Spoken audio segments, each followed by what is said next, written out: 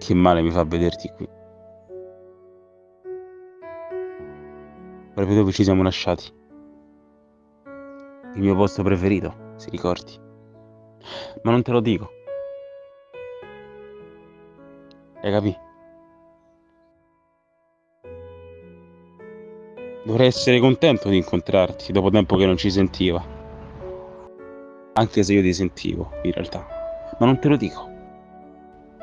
Non ci può arrivare. Mi chiedi le cose più banali. Come stai? Ma come vuoi che stia? Vorresti che ti dicessi la verità? Ma non te lo dico. Che t'ha già spiegato? Vederti dopo tanto tempo, vederti felice più che mai. Ma tu perché non me lo dici? Che non si può restare amici?